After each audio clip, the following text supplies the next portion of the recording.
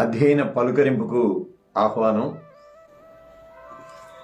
2021 సంవత్సరపు చివరి వారంలో మనం ప్రవేశించాం. ఈ వార్షిక చివరి దినాలు కనుక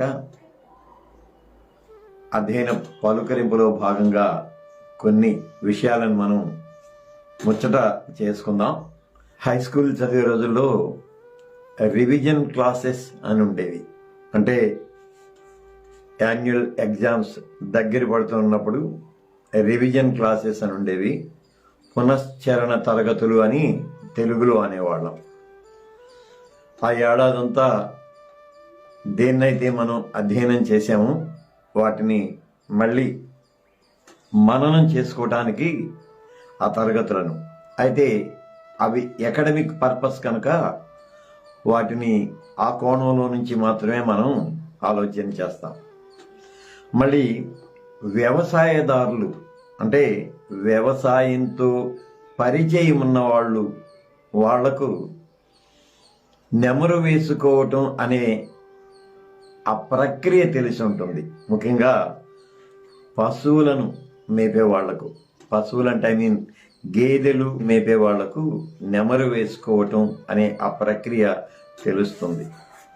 అవి హడావుడిగా పచ్చికను ఆరగించి ఇంటికి వచ్చాక ప్రశాంతంగా నెమరు వేసుకొని నములుతూ ఉంటాయి. సో 2021 సంవత్సరపు ఈ చివరి రోజుల్లో మనం కూడా పునశ్చరణ ప్రక్రియ అని అనను, కానీ అంతరంగ పరిశీలన లాంటిది చేసుకుంటే బాగుంటుంది అనిపించింది. అది కూడా సహేతుక దృక్పథంలో నుంచే వ్యక్తిగతంగా ఎవరికి వారమే అంతరంగా పరిశీలన చేసుకుంటే బాగుంటుంది అనిపించింది. మామూలుగా 2 డైమెన్షన్స్ అనే ఆ పదం మనకు తెలుసు. అంటే పొడవు, వెడల్పు. ఇప్పుడు ఇదిగో మనం చూస్తూ ఉన్నామే, లైవ్లో మీరు చూస్తూ ఉన్నది, నేను లైవ్లో చెబుతూ ఉన్నది, దిస్ ఈజ్ ఓన్లీ 2 డైమెన్షనల్. పొడవు, వెడల్పు మాత్రమే మనకుంటుంది. మళ్ళీ 3 డైమెన్షనల్స్ అది తెలుసు మనకి. 3 డైమెన్షన్స్ నీడ అంటే ఛాయా ప్రక్రియను ఉపయోగించి 3 డైమెన్షనల్ ఎఫెక్ట్ని మనం చిత్రంలో తీసుకొని రావచ్చు. బొమ్మలో కానివ్వండి, లేకపోతే లైవ్లో కానివ్వండి, ఛాయా ఎఫెక్ట్ని మనం అంటే ఆ నీడ ఎఫెక్ట్ని బట్టి 3 డైమెన్షనల్ ఆ ఎఫెక్ట్ని తీసుకొని రావచ్చు. సో 3D ఎఫెక్ట్ అని అంటాం. ఫిజిక్స్లోనికి వెళ్తే ఐన్స్టీన్ 4th డైమెన్షన్ని కూడా ప్రతిపాదన చేశాడు. 4 డైమెన్షన్స్ అంటాడు. అంటే న్యూటన్ ఏమో 3 డైమెన్షనల్ థియరీనే చెబుతాడు. ఐన్స్టీన్ 4th డైమెన్షన్ అని టైంను కూడా తీసుకొని వస్తాడు. కాలాన్ని కూడా 4th డైమెన్షన్గా చెబుతాడు. ఎందుకంటే పొడవు, వెడల్పు, ఎత్తు, దాంతోపాటు కాలము, ఇవి 4 కలిసి ప్రభావం చూపుతాయి అని చెప్పి. సో ఈవేళ ద 4 డైమెన్షన్స్ ఆఫ్ లైఫ్, జీవిత చతుష్పరిమాణాలను గురించి మనం కొంచెం ముచ్చటించుకుందాం. సో మీరు మామూలుగా గూగుల్లోనికి వెళ్ళి what are the 4 dimensions of life అని టైప్ చేస్తే ద 4 డైమెన్షన్స్ ఆఫ్ లైఫ్, దానిలో 4 ప్రత్యేకమైన భాగాలు ఉంటాయి. చాలా రిజల్ట్స్ వస్తాయి. దాంట్లో 4 ప్రత్యేకమైన భాగాలు ఉంటాయి. ఒకటేమో దేహము, రెండోదేమో మనస్సు, మూడోది బాహ్య ప్రపంచం, 4వది అంతరంగం. సో ఈ 4ని జీవిత చతుష్పరిమాణాలుగా పరిగణిస్తూ ఉంటారు. దేహము లేక శరీరము, మనస్సు, బాహ్య ప్రపంచము, అంతరంగము, ఈ 4ని ఈ చతుష్పరిమాణాలుగా అంటూ ఉంటారు. మనం బిబిలికల్ వాల్యూస్లోనికి వెళ్దాం. మామూలు అధ్యయనం కాకుండా మనం ఆస్తిక అధ్యయనం కనుక బిబ్లికల్ వాల్యూస్లోనికి వెళ్దాం. What are the 4 dimensions of life అనేదాన్ని వాళ్ళు చెప్పిన 4ని మనం కూడా పరిగణలోనికి తీసుకుందాం. దేహము, మనస్సు, బాహ్య ప్రపంచము, అంతరంగము, ఈ 4ని. అయితే ఈ 4 పరిమాణాలను ప్రత్యేకంగా వార్షిక ముగింపు కాలానికి సంధించుకొని లేక అన్వయించుకొని కొంచెం ముచ్చటించుకుందాం. వార్షిక ముగింపు అనంటే ఇదిగో ఇంకా 2 రోజులు గడిస్తే 30-31 తారీఖు ఈ 2 రోజులు కూడా బ్యాంక్స్ హాలిడేస్ ఉంటాయి. ఎందుకంటే వాళ్ళు ఆ ఇయర్లీ లెక్కలు అవన్నీ ఆ ఏడాది లెక్కలన్నీ వేసుకుంటారు కనుక. అలాగే మనం కూడా 2021వ సంవత్సరపు లెక్కలన్నింటినీ, జీవితానికి సంబంధించిన లెక్కలన్నింటిని గురించి మనం ఆలోచన చేస్తూ ఉంటాం. సో ఈ వార్షిక ముగింపు సందర్భంగానే మనం ఈ 4 అంశాలను కొంచెం ఆలోచన చేద్దాం. నా ఆలోచనలో మీరు కూడా భాగం పంచుకోండి. మీరు మీ అభిప్రాయాలను నాకు తెలియజేయండి. దేహం ఇది దృశ్య రూపం, అంటే కనిపించేది, పదార్థ సహితమైంది. దేహం చాలా ప్రధానమైంది అని అనుకుంటాం మనం. వాస్తవం కూడా దేహం ప్రధానమైంది. ఎందుకంటే ఈ దేహమే ముఖ్యం కనుక. మళ్ళీ ఈ దేహాన్ని మనం ఎన్ని యాంగిల్స్లో నుంచి చూస్తాము. భౌతిక కోణంలో నుంచి చూస్తాం, ఆస్తిక కోణంలో నుంచి చూస్తాం, అనుభూతుల కోణంలో నుంచి మనం వీక్షిస్తాం. ఇలాగా దేహమే ప్రధానమైంది అని అనుకుంటాం. కానీ కొంచెం సైంటిఫిక్గా ఆలోచన చేస్తే, శాస్త్రరీత్యా ఆలోచన చేస్తే దేహ ప్రాధాన్యత ఎంతవరకు ప్రాముఖ్యమైనది అంటే అది సందిగ్ధంగానే ఉంటుంది.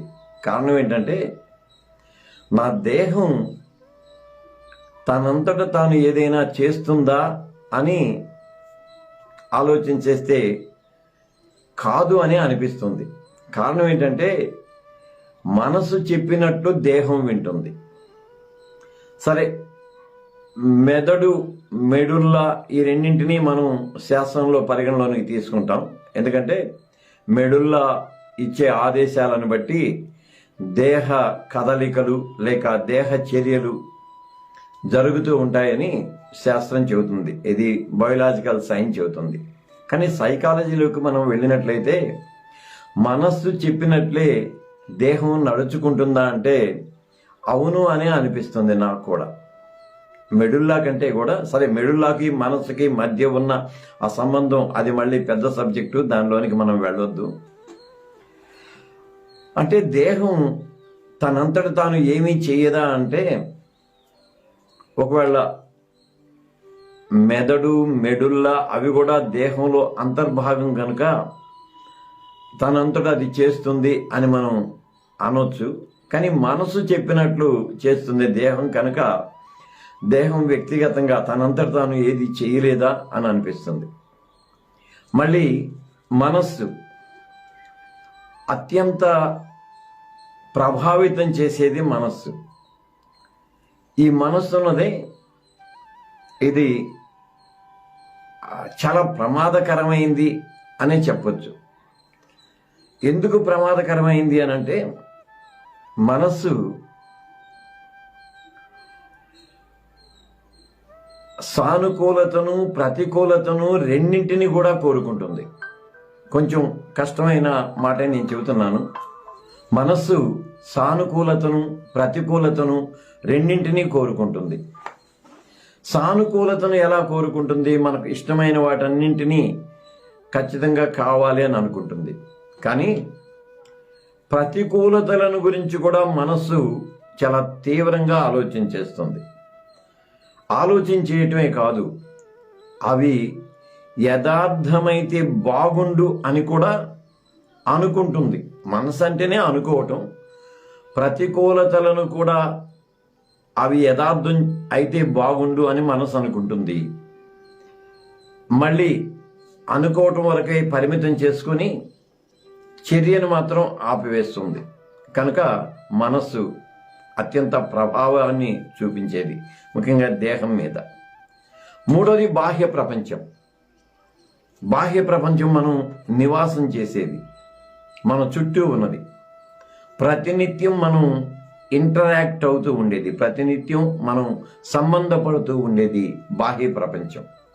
మనకు ఇష్టం ఉన్నా ఇష్టం లేకపోయినా, మనకు అనుకూలమైన ప్రతికూలమైన మన చుట్టూ ఉన్న బాహ్య ప్రపంచంలో ఖచ్చితంగా మనం సంధింపబడుతూ ఉండాలి, ఇంటరాక్ట్ అవుతూ ఉండాలి.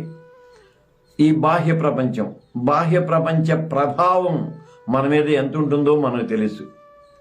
సో బాహ్య ప్రపంచ పరిస్థితులకు, పరిణామాలకు అనుగుణంగా మనం మన జీవన విధానాన్ని ఎలాగూ మలుచుకుంటామో కూడా మనకు తెలుసు. నాలుగోది అంతరంగం లేకపోతే ఆంతర్యం. ఇది 4వ డైమెన్షన్, 4వ పరిమాణం. ఈ అంతరంగం ఉన్నదే, ఇది బిబిలికల్ టెర్మినాలజీ చెప్పుకోవాలంటే కొంచెం కష్టమే. హృదయము ఘోరమైన వ్యాధి గలది అని అంటారే. అంతరంగం అంటే హృదయాన్ని అంతరంగం అంటున్నాను నేను. సో అంతరంగం చాలా జుగుప్సాకరంగా ఉంటుంది ఒక్కోసారి. అంగీకరిద్దాం. అంటే అందరం దాన్ని అనుభవిస్తూనే ఉంటాం కాబట్టి జుగుప్సాకరమైన అంతరంగం మనలో ఉన్నది అని అంగీకరిద్దాం. కనీసం దేవుని సన్నిధానంలో ఆ రియాలిటీని అంగీకరిద్దాం. అదే సమయంలో అంతరంగం చాలా బలీయంగా ఉంటుంది ఒక్కోసారి.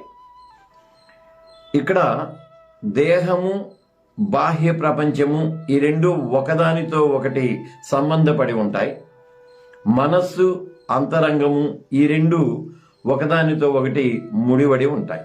సో దేహము, బాహ్య ప్రపంచము, ఎందుకంటే బాహ్య ప్రపంచంలో మన చుట్టూ ఉండేవి ఆకారాలే కనుక, అంటే ప్రాణం ఉన్నా ప్రాణం లేకపోయినా సాకారాలే కనుక ఈ దేహము, బాహ్య ప్రపంచము ఆ రెండు ఒకదానితో ఒకటి అవినాభావ సంబంధాన్ని కలిగి ఉంటాయి.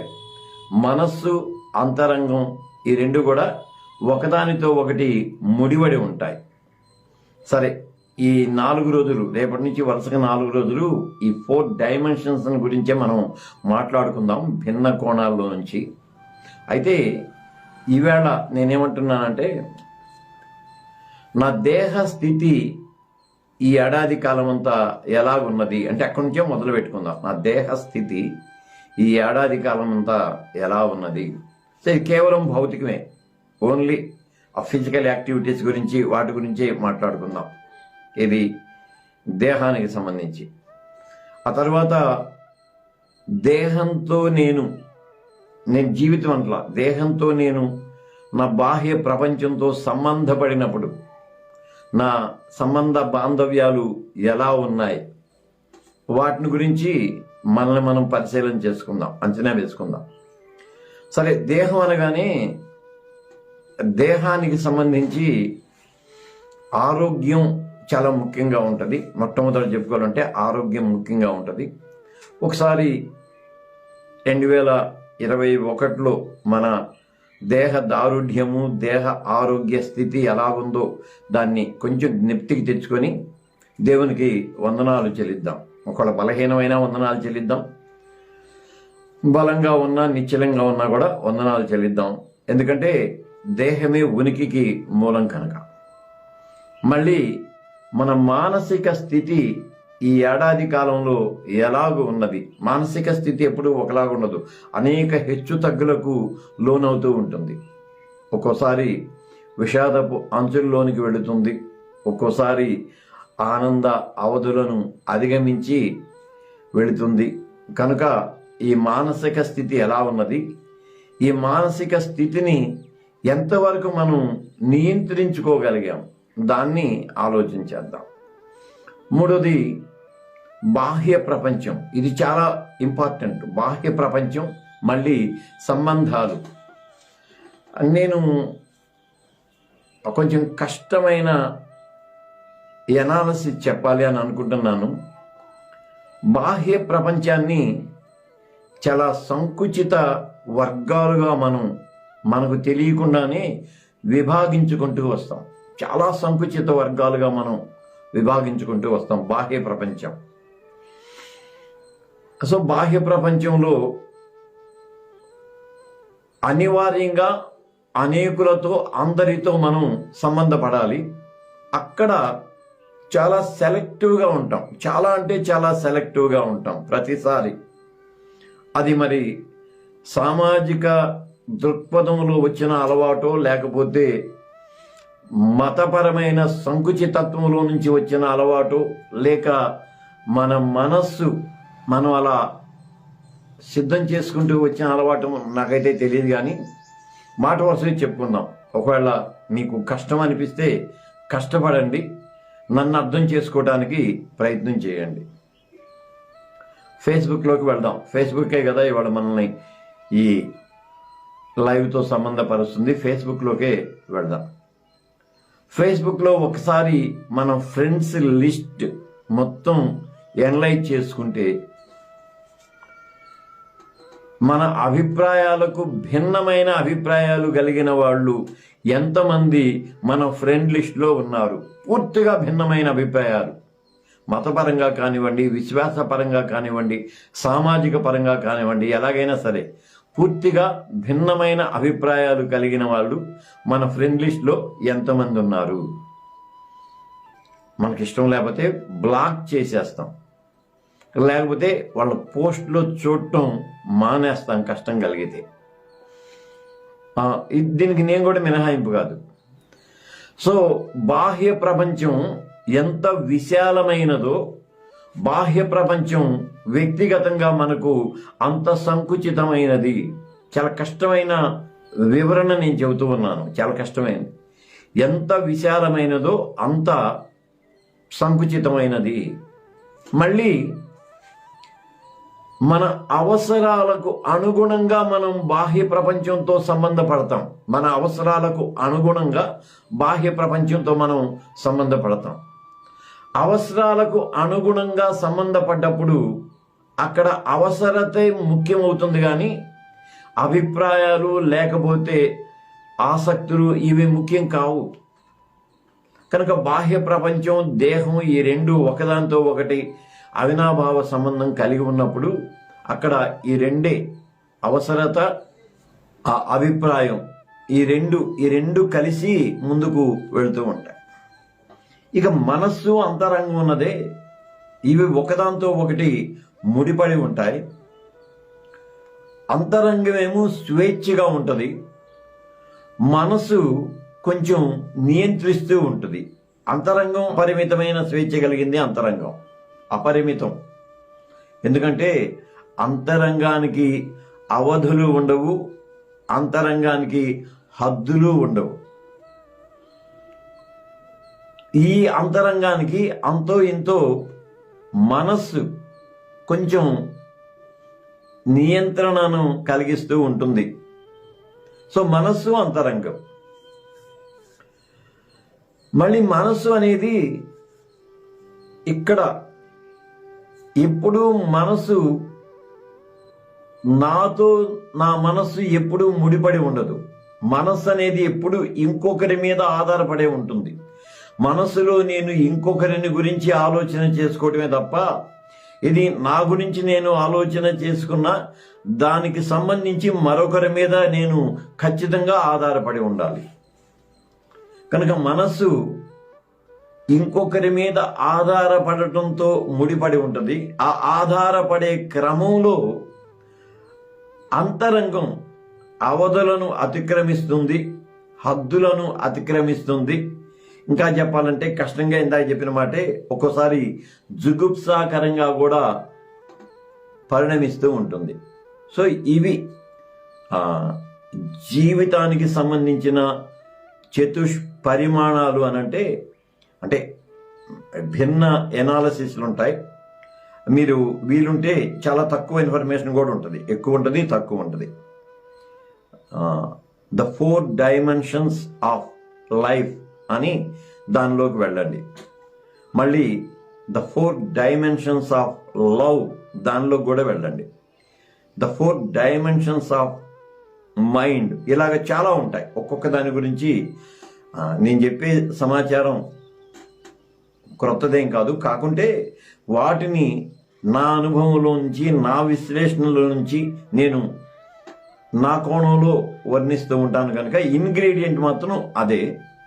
సో ఈ 2021వ సంవత్సరపు చివరి దినాల్లో ఉన్న మనం దేహస్థితిని, మనోస్థితిని, సామాజిక సంబంధాల స్థితిని, అంతరంగ స్థితిని విశ్లేషణ చేసుకుందాం. అక్కడ మనల్ని మనం పరిశీలన చేసుకొని రివిజన్ అయిపోయిన తర్వాత స్టూడెంట్స్ ఎగ్జామ్ రాస్తారు కదా, అలాగూ దేవుని సముఖంలో పరీక్ష వ్రాయటానికి మనల్ని మనం సంసిద్ధం చేసుకుందాం. రేపటి దినం ఈ 4 డైమెన్షన్స్ ఆఫ్ లవ్ దాని గురించి మాట్లాడుకుందాం. 4 డైమెన్షన్స్ ఆఫ్ లవ్ అని మీరు గూగుల్ చేస్తే వస్తాయి. వాటిని మనం ఎఫెసీ పత్రిక 3వ అధ్యాయాన్ని ఆధారం చేసుకుని అధ్యయన పలకరింపులో ముచ్చరించుకుందాం. ప్రేమ యొక్క పొడవు, వెడల్పు, ఎత్తు, లోతు అని పౌలు అభివర్ణిస్తాడు కదా, వాటికి సంబంధించుకొని ద 4 డైమెన్షన్స్ ఆఫ్ లవ్ దాన్ని అధ్యయనం చేసుకుందాం. అందాక సెలవు.